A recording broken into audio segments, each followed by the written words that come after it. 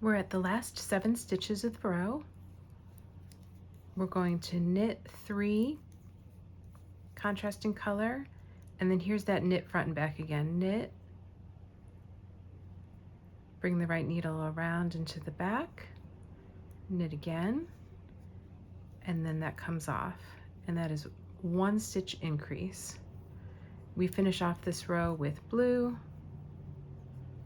CC, and blue. Now let me show you what happens when you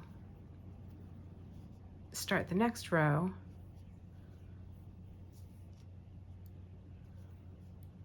You're just going to purl that extra stitch.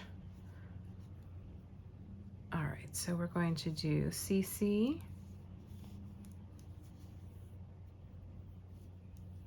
blue,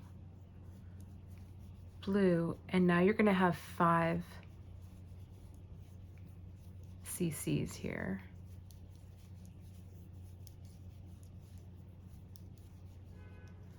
So then whenever you see blue, you purl blue, and whenever you see the contrasting color, you purl that all the way to the end, and you're going to purl 5 more at this end, and then finish with blue, blue, contrasting color.